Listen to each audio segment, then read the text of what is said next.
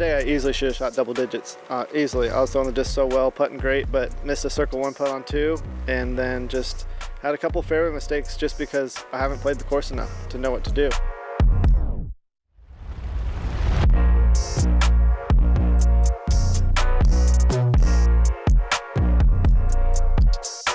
It rained hard on hole 1. I'm happy to be somewhat dry at the end of the round and happy with the score I put up. First round of the weekend, you just want to get off to a good start. So, and a lot went well, and I putted well, which certainly helped. Yeah, the rain held off, which was a big part. It's hard to really compare to anything in the States. This might be my favorite tournament venue ever, is playing the Beast and the Monster together. Really like it here.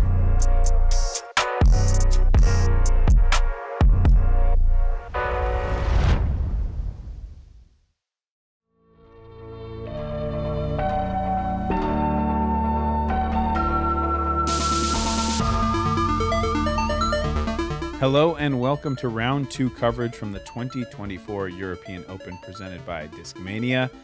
It's been a wild weather day. 3 separate lightning delays for the field, but the leaders had to warm up a bunch of times, but avoided some of that drama with finally getting onto the course. You're watching JomezPro, Nate Sexton, Jeremy Koling, Paul Ulibarri. That's right, Nate. The play was actually suspended in the middle of the second round. And these guys never teed off on the second day of play. In fact, they were pushed back till Saturday. And this round is starting at 7 a.m.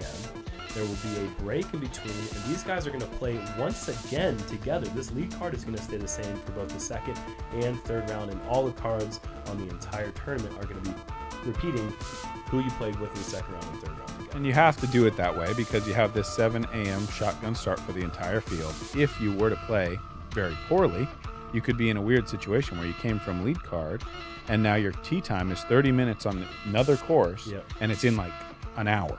So they have to do this, no shuffle. Everybody's playing with the same groups all day today. Some people playing 36 holes, some people playing 18, and every number in between there's a group out on the course doing that. Old school, shotgun style. We haven't done that in a while. Well, not since the last major we played at the Champions Cup earlier this year, where the same situation occurred in Peoria. Who's the guy doing the flips right there? That was pretty cool. Hole 1, par 4, 791 feet. I keep saying it, one of the hardest, most challenging tee shots you're ever going to start a major championship with, and it doesn't get easy. Even if you land in the middle, you got out of bounds left, out of bounds right the whole way. Somehow throw 2 beautifully straight shots, and you might find yourself one of those bonus birdies. I think it's the hardest starting hole in the sport of disc golf. Not just in the major. I don't know of a harder starting hole, personally. Ever played hole 1, USUC? It's impossible. I've never seen an average .55 over par. Yeah, watch my guard, bud. The only hole that pops into mind for me is that island hole in Emporia on a windy day. All right, Chris going with the flex. High right, and I do like this play. It takes some courage to go over there, because if you hit in there, one of the worst places you can be on the course, I feel like. And he looked like he was going maybe mid-range up there. It didn't look like a whole ton of speed. Let's give our props to this man right here, Andrew Miranda. This is his first major championship played, and he is on lead card as soon as you could possibly be, and he's going to be on lead card regardless in the next round as well. So pretty cool experience for him, and a good tee shot off the start. Yeah, wasting no time. First major. That's incredible. And McBeth, that is so good. If it's not too far right, he's going to have a great look down the tunnel for his second shot. Randon kicked into the middle, but I don't think he can think about getting to the pin from here. It's very sloppy footing. He did well to not slip, and he's got it moving forward. Just don't go too far left. Sit. Oh, yes. Yeah. Thinking of that statistic with Miranda, I think that says a lot about the state of our game today. Like, when has there ever been an American who played their first major in Europe? Yeah, that's a good point. Like, that tells you just how global and how much support from sponsors and everything that our players are getting now to make something like that happen. And left thrown down the left side, and stays in bounds somehow. All it had to do was hit a tree, and that would have found that OB, but Andrew stays safe. Dickerson needs a little twist. Yeah, I don't think he's really trying to get all the way there with that shot. Looked like it could have snuck into circle 2, or would have, but yeah, that had no chance to get all the way home. That left side is peppered with 3 players right now. Chris, I think, fortunate to be in bounds. Very fortunate. And this is going to need help, too. And he gets it. Are you serious? How funny. There was a couple of those destined for out of bounds, but saved. And it's not a mere formality that you get par here. There are just enough obstacles to keep you honest. Whoa. And that's one of them. That must have been a tiny gap. I couldn't even see the trees. You can see a better angle right here. Yeah. Andrew was just past Randon. A very touchy shot.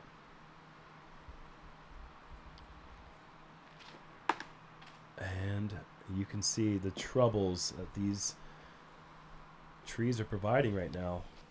Wow. Randon has to throw again before we get up to Chris and Paul's shots.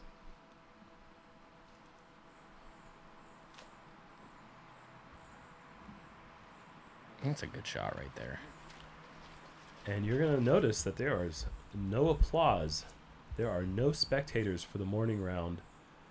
None allowed? None allowed. Interesting.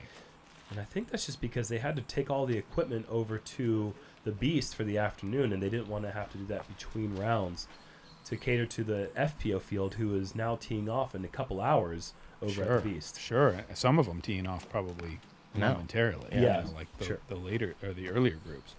Probably also hard to. It's got to be about crowd control and volunteer power. Yep. Because a lot of that's over at the other course as well. Yeah, a lot of moving parts because of that rainy, lightning riddled. It hasn't happened in any other course this year. We've had lightning delays, but we've been able to finish the rounds. Yeah, these guys must have. Actually, I take that back. It happened at Waco. We had to resume play at Waco the next day, right? Or was that just later on? In the Some people did. Yeah. Yeah. So these guys must have warmed up 3, maybe 4 times. Yes. And then maybe a 5th in the morning. And your butterflies are just rolling. For the rest of us that were out there on the course, it was a crazy day. It was a horn, walk a long way into the car, take shelter, come back. I think I threw 10 shots, another horn, walk all the way back, come back. Then I threw 5 shots, horn, walk all the way in. This course is serious too. Like where you were and where I was on the course, we're talking a mile walk nearly each time you're doing that. Yeah, so with those 3 blasts, that was actually 5 miles extra of walking just because of the delays. It was craziness. Yeah, unlike anything I've ever been through on a disc golf course. Hole 2, par 3, 407. This one is extremely hard left and tight against this tree line. So you really have to challenge that tree line, I think, if you want to get all the way up there or have supreme power, because you have to throw the disc so high to get it to swing all the way up. You really almost never see anyone even reach this highest tier. Now, during the daytime when this round was being played, there was a bit of a tail left to right, which makes this hole nearly inaccessible. But so early in the morning with the calm wind, I think this hole is a lot more attackable for these guys. And that would have been a great drive if it gets past that lone birch. Get rid of that lone birch. You think? It's blind. Yeah. Get rid of it. This course has got so much teeth. It's so hard to hit a tree that's blind around the corner. Yeah. This is one of the, for how difficult this course is, it is one of the fairest courses I've watched. Yeah.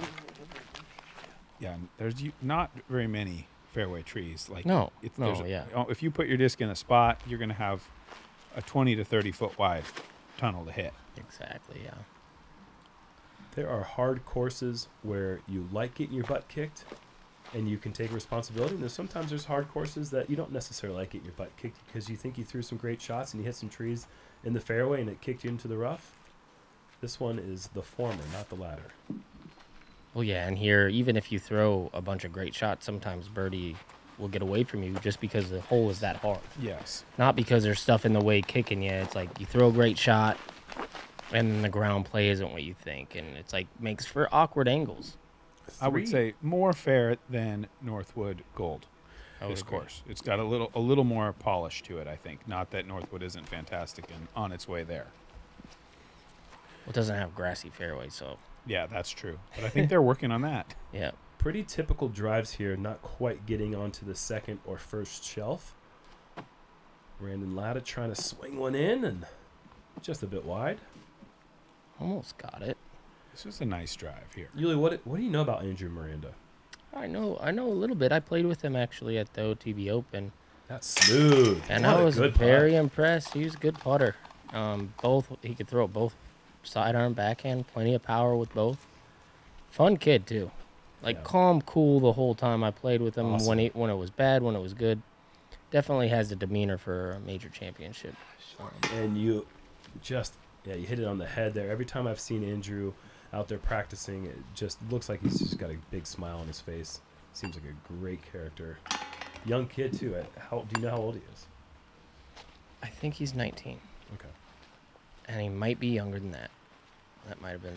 I was just saying, talking to about. me, he Yeah. looks a little younger Yeah, than he that. might but, be. He might be younger, but but that putting form was really impressive right there from that near 40-footer. That was striped. So the lone birdie going to Miranda. Yeah, and that's just on the pole. Perfect. California kid too. Mm-hmm. Yes.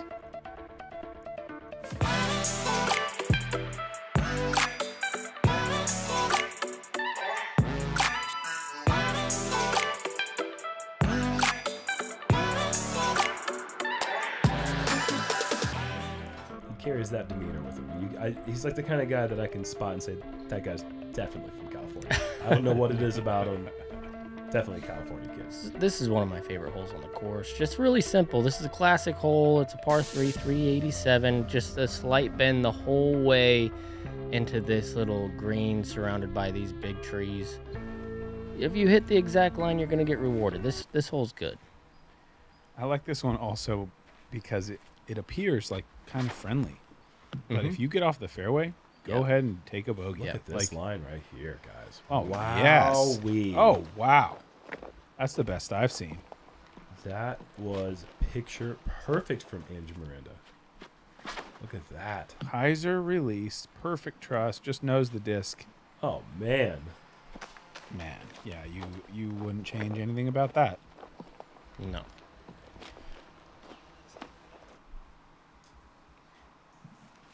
And to the people listening, I know watching some of these shot shapes, these guys are absolutely just making some of these shots look easy. Well, we might see some of the teeth here. Chris just a little bit off the mark. Keeping you honest. Keeping He's you honest, keeping you Paul. honest. But I think he's going to struggle to save par. Because I didn't see that kick. Yeah, back I didn't towards see the it come fairway. down straight. It looks like it's going to be in the woods. I think you're right. Little overcooked. Yep. Fights through in a pretty fortunate way. But I was going to say what makes this place extra difficult is the turns are pushed out a bit farther than a lot of the courses that we're used to playing.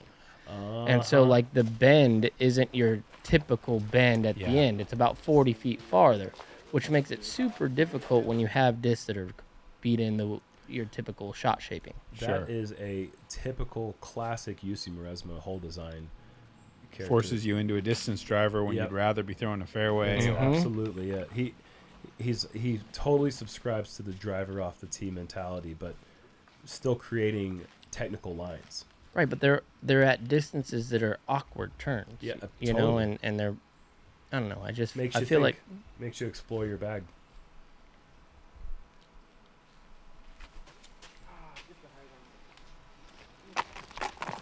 Oh, a little bit long there for Paul. Taking a bid at it.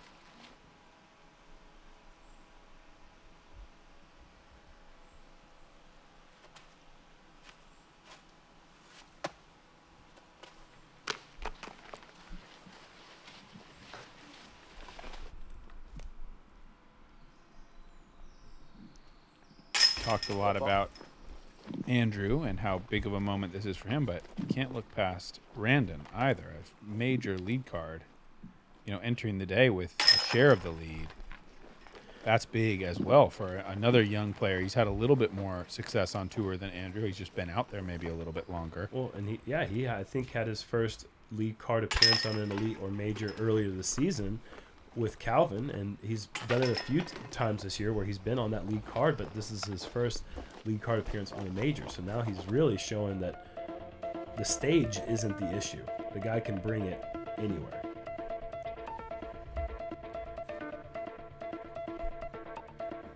What I like about Randon's game is he's got a ton of power and he's not afraid of a technical line throwing through the tight woods. He brings that power to the course, whether it's an open hole or if it's a tight wooded hole. He's got a good, solid foundation. It's a good hole to bring the power. 860-foot par 4. Again, that same idea of like a turn that's later than you might normally like as you're trying to get into this green. You really need to sustain that turn if you're going to go in the air. Roller is also a good option. For the drive, these guys are just going to try to pound one out flat and fade just left out of sight.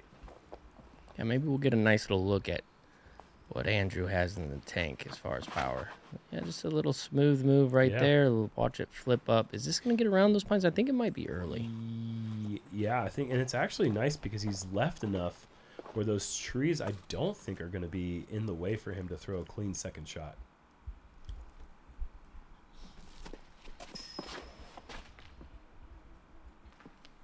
A little bit straighter from Chris. Stays out of the trees. That's just thrown perfectly. Misses that, pushing that back side of the bunker trees right there by a foot. Can't throw it any better. I agree. You can't throw it much better than pushing that line on the straight trees and not hyzering too much. Paul's going to do a similar thing here by just throwing a straighter line. But if you hyzer a bit more, those three trees can be a pretty pesky obstacle.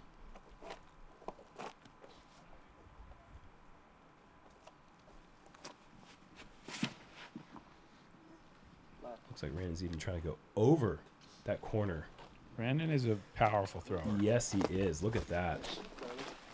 Jeez. That is in the super sweet spot. Wow, this is a big forehand right here. This is so ambitious. I think he's done it. Oh my goodness. Did he do it? Wow. Almost. That's so impressive. I mean, that's probably 430, 440 to the pin. Yeah, I think that's easy 440. So that shot was probably 420 feet or thereabouts. Just a subtle flex in it, too. Not much. That was heading to the promised land, I think. Thought it already got past them all.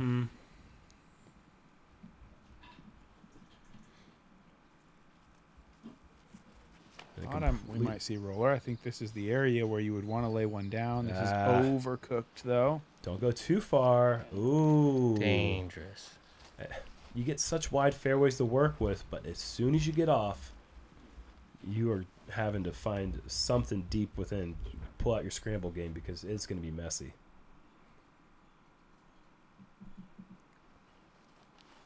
I wonder if Randon's going mid. It kind of had that look, didn't it? Yeah, that flip looked kind of mid. Get over the wall. Oh, so close. Those wood chips would provide at least another 10 feet. It's going to be a challenging distance for Randon, who started off a little slow. But if you make your first birdie putt from 30 feet, it's a nice way to get things going. Most of the way out, I think. Hopefully can putt. It's a good look at what it looks like as soon as you get off the fairway, though, and it's pretty consistent like that across the course.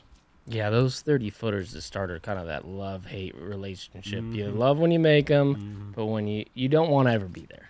You know, you hate just having to make it. Yeah, exactly. Your fourth birdie from 30 feet's fine. It starts to get kind of fun if you've already made if you made 4 from 30, you start feeling like king of the world. Good angle, good trust there. I like that bid. Missing on the confident side, the right side with that angle.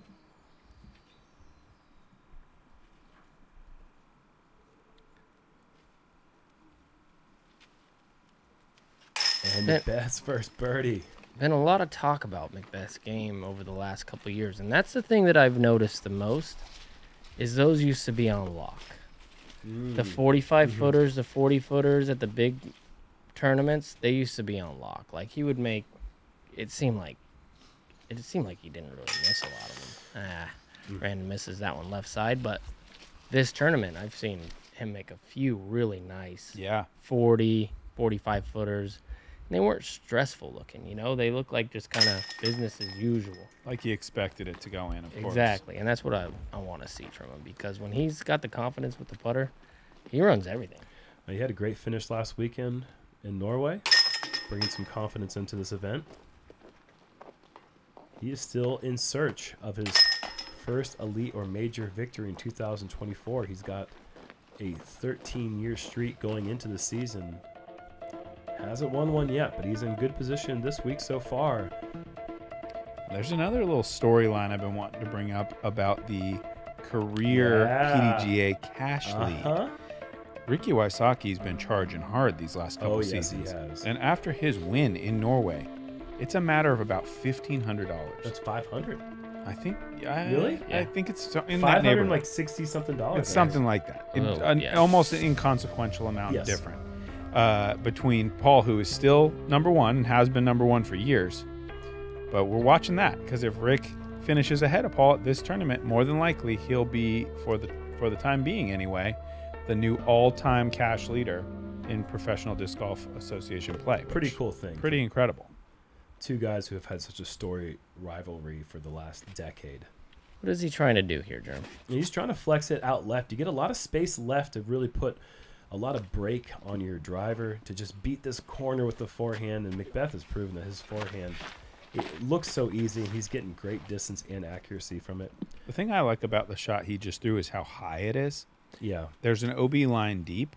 I think if you really drive the forehand turnover or the flex, you can maybe bring that into play. This is a little bit more conservative play for guys that want to go with the backhand. You're leaving yourself a much more difficult approach. But I think when you put the height under it, like McBeth did, it really allows the disc to slow down. Height, turn, power. Just standing still? Yeah, Randon going with the standstill. Is that something he just does? No, yeah, I played with him last week in Norway, and he said he's getting, or no, actually it was in Des Moines, and he said, I get just as much power. My accuracy goes up 50 to 75% more accurate, so I just stopped doing run-ups. Wow. And I got to say, after seeing him throw some forehands in Des Moines, he's getting plenty of power with his forehand. That time he came up a bit short, and now he's going to have to pitch through that corner and try to salvage some kind of four. Kind of awesome for when you need to scramble from the woods and you're like, oh, stand still, no worries. That's what I do anyways. Yeah. 75% worse than a shot that he just threw, though. Wouldn't want to see that. I'm glad he didn't run up. I don't. That's a nice shot from Chris. That is beautiful. It's gonna be a really tricky putt from there, but you think? I think not gonna be that. There's just so many trees over there. I would be surprised if he doesn't have to straddle. Sure. I kind of came up with that percentage. He just said it's a big time difference. No, I don't think he actually put a number on it.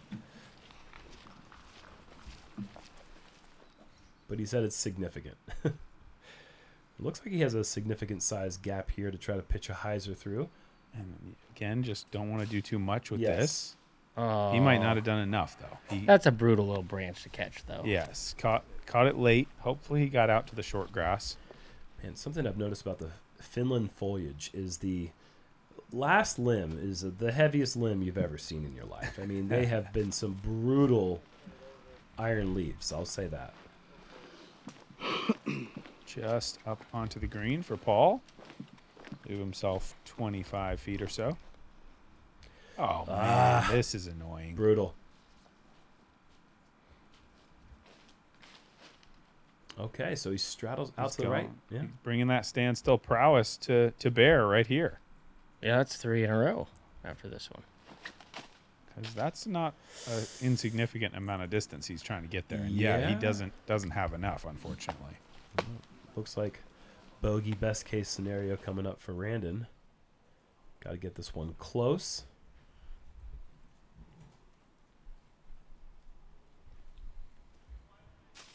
Oh, no way. That's a mental error. You get so much space out to the left to bend one in, and that's one that's going to hurt. Insult to injury right there. It can all go away if he makes that putt, though.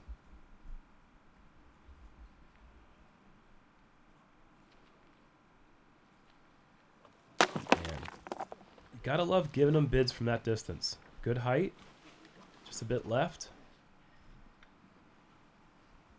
Wow, gotta go spin putt through the trees, it looks like.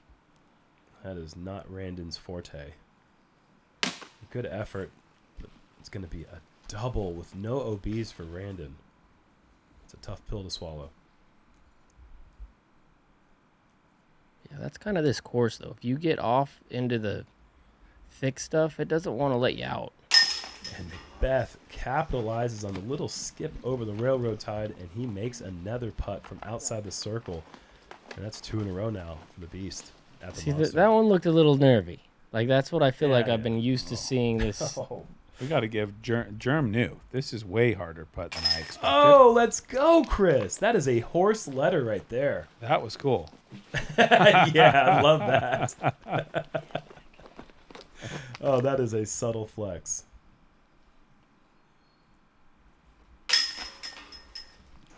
That was a cool putt from Chris.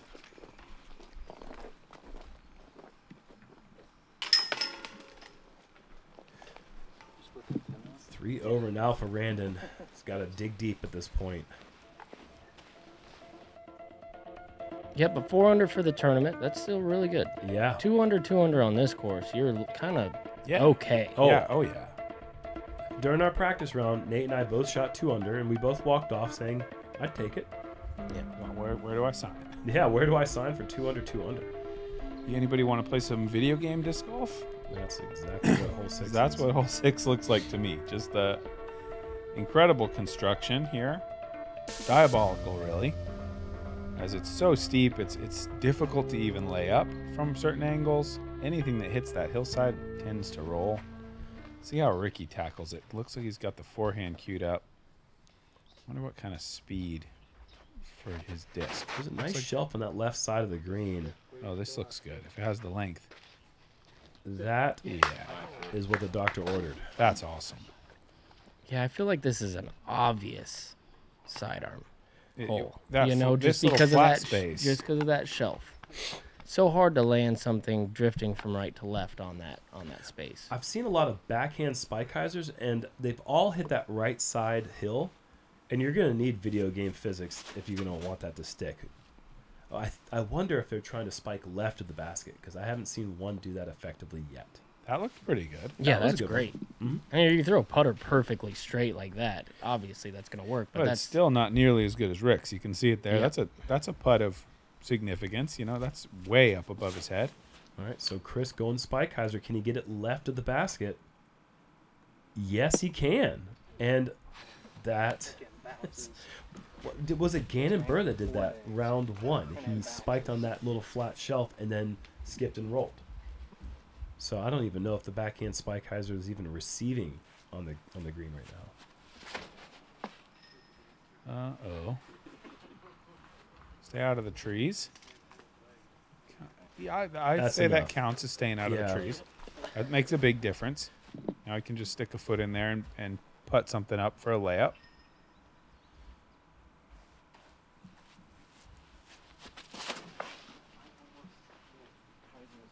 a lot of power on this, but that height, I just can't imagine that. Yeah, fading That's right the height enough. to try to ace it. Maybe missing this line a little bit. Yeah, we're putting a little Anheuser and try to float it on there soft, but chill. Oh, man. my gosh. Too nervy at this moment. Need everything to be as least anxious as possible. Yeah, I'd like to see the spin rate go up a little bit on that kind of layup. I don't think you want to be like flopping them forward onto that kind of slope. I really find it helps a lot to engage a little more wrist action, get the RPMs up to stop it from turning up on its side. That scared me. I think a veteran move is to not even try to Sure. pitch on that hillside. Yeah, pitch Yeah. it on the flat and make Yep. your Yeah. 15 For footer. sure. It's okay. It's For not- sure. Yeah, it's like less than that even. Yeah, sometimes getting greedy can hurt you on a hole Yeah, like you hit this. one of those little What do you Okay. call that? Cuffs in the grass right there. Sure. And it pops you up. That's Nice a great putt from putt. Paul. Yeah, I mean, that's playing like a 30-footer, really. Yeah, definitely. And just a weird angle. I mean, and the how fear often do you- factor is Sure. is intense. If you come up short on that one, high, left, right, there's no miss that doesn't result in a 60-foot comebacker. Yeah, you could get lucky and flop, but it's not like the type of hole where you could be like, shoot, I got a roll away on my putt. It's like, oh, really? Yeah. Did you? Really? You wouldn't believe it. Somebody could be here for a long time putting. Yeah. I'll tell you that much. Yeah. We've seen some pretty big numbers on holes like 6 and 17, and 17's not nearly as scary as 6 or 7, excuse me. Oh, wait, that Six. was hole 6. Yeah, that was yeah, six. okay, 6. What is the simplest way to improve your disc golf game? The answer, learn from the very best. Paul Ulibarri, Simon Lizotte, Ezra Aderhold, and Holland Hanley. They're not just players, they are your elite coaches guiding you every step of the way. The Power Disc Golf Academy is the premier online disc golf academy with over 150 on-demand lessons that are specifically designed to improve your skills right now. So what are you waiting for? Join today at PowerDGA.com. I don't want to call anyone out, but there are some double-digit scores that they were putting for par, and that's how this course does. Well, hole 7 is par 4, 738. Just the landing zone. Throw it through the gap, get into a good spot. This is the tricky part. Hyzer into the tiniest little green right here. Fast too, hard packed. We had a lot of rain, but I still saw a lot of people bouncing towards that out of bounds. So I also saw a couple people throw it out of the gap and then lay up short, pitch over there. Plenty of ways to play this hole, but if you're trying to win this tournament, this second shot's going to be attacking that green. Paul's a little low. Get over those trees. He does. Okay. And now he's in a good spot. Pretty much ideal. Roughly 100 meters to go from there. There's markers on the course letting you know when you're 50 or 100 away.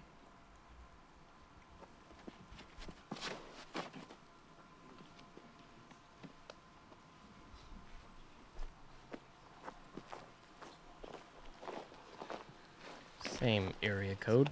Yes.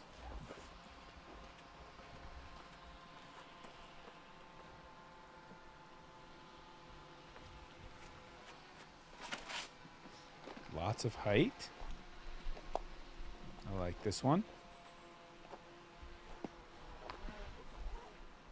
More left you get, the better angle you get on that second shot spike hyzer if you do choose to attack the green. Yeah, opens up a little bit more room to put the height, swing it wide. This is really wide, but Randon does throw hard. Find a gap for the man. Wow. Wow, Oh my that's- goodness. It tried so hard to get unlucky, but it just wouldn't. That is very, very fortunate.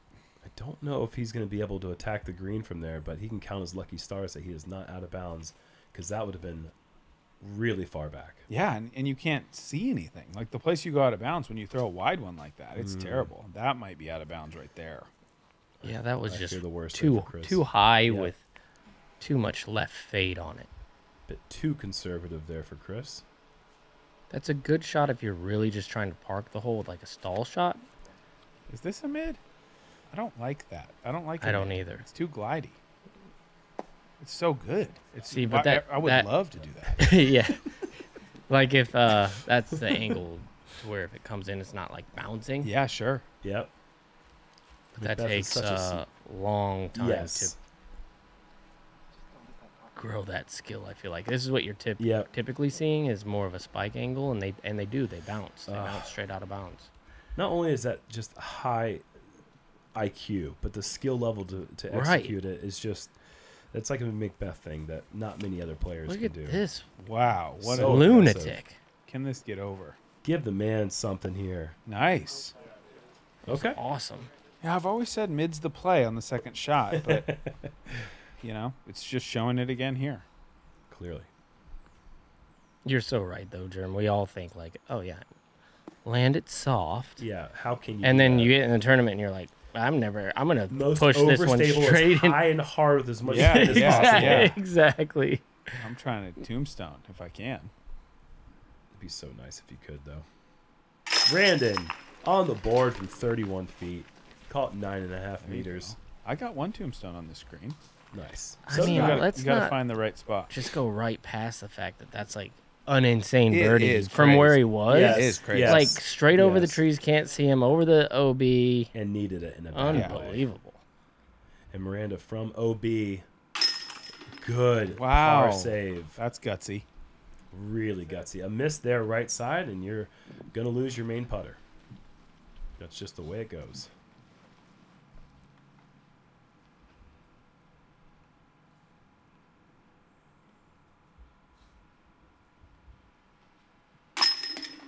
McBeth is now on fire. 4 birdies in a row. We saw Niklas in round 1 get 5 in a row, which was just pretty mind-boggling.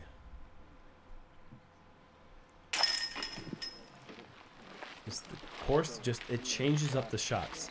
So you have a straight shot, one hole. The next shot you might have a right turning, you might have a left turning, but you can never just throw the same shot over and over and over again. And that's why birdie streaks are just really impressive out here.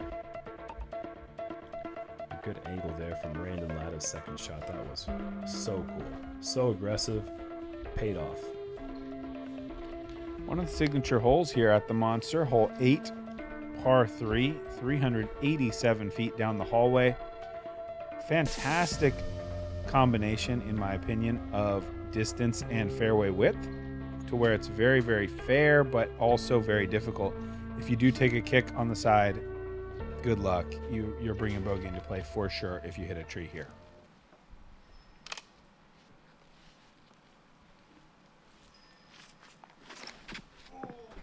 Oh, Paul is in some trouble there.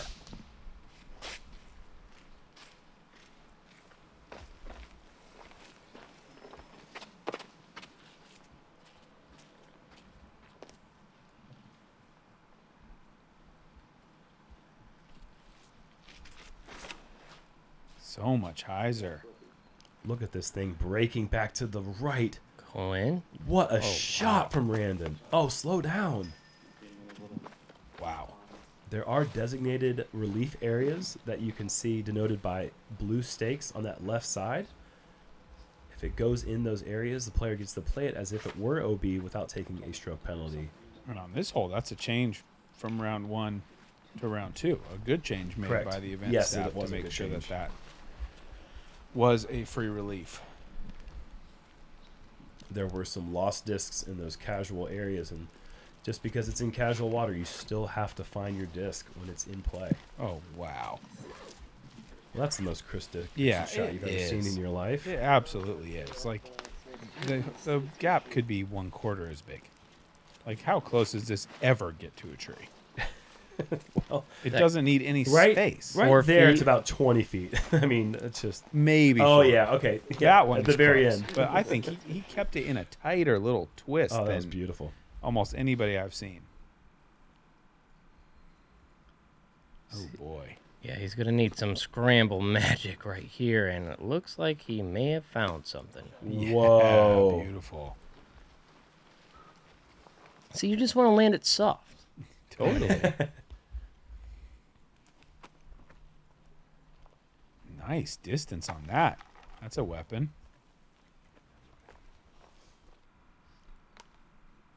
Make it 2 in a row, Randon.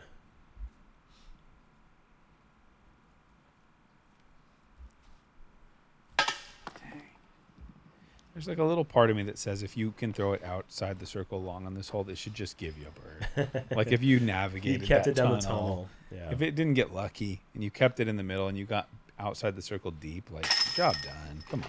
Yeah, it's a shame that Randon and McBeth are going to take the same score. Good par for Paul, of course. Sure. But Randon's drive was just so gorgeous. Just didn't quite have the right pace behind it.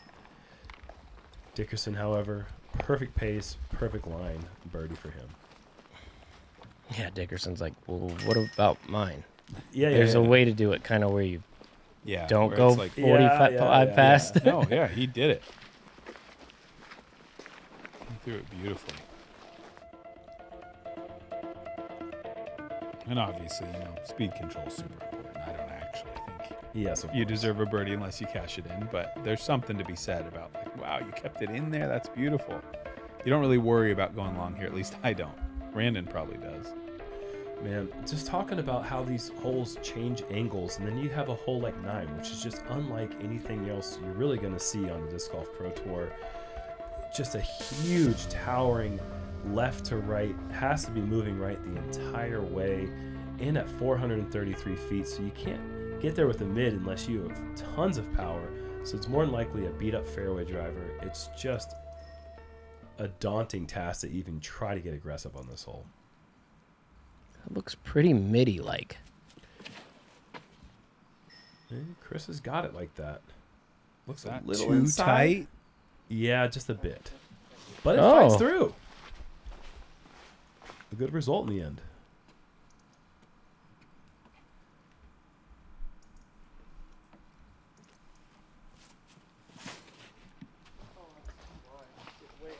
A lot of width on this. And that's just going to settle in the middle. A fortunate result for McBeth.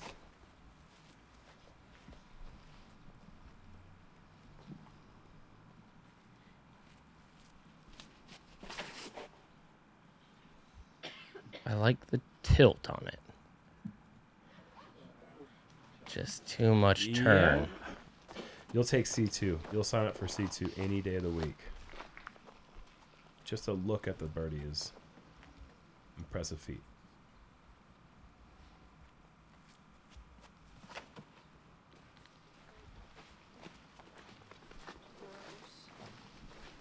All of them just a hair too tight. Nobody quite got the length into the shot to find that fairway. I think McBeth had the right idea, but just pushed it a little bit too left.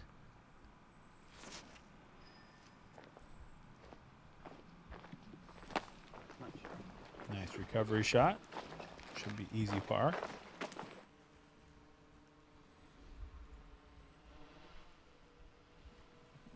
This guy can make some noise from deep. He's already shown that.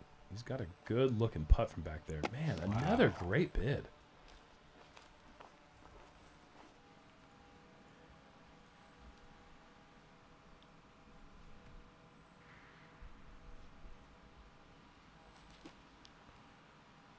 Chris trying to give it a run. Comes up just a bit short.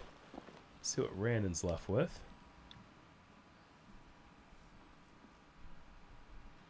Pretty open look. Oh, wow, no. 2 in a row. Oh, brutal. I got to give a shout out to a couple of my card mates. Colt Montgomery just made a nice birdie, which I felt was pretty cool. But then Christian Cokes goes bullseye, just a bit long. Sweet. That's amazing. Just bullseye. And I just trying to imagine the line. When you stand at this basket and you look back at the fairway and you know where the tee pad is, it's just such a specific line for such a long way. It's just so cool to see someone get that close to the basket. And all pars for our card. It's going to wrap up the front 9 here at the quieter than you'd probably imagine lead card here the second round at the European Open. Paul McBeth holding on to a one-shot lead right now over Chris Dickerson. Some of the toughest holes on the course still to come.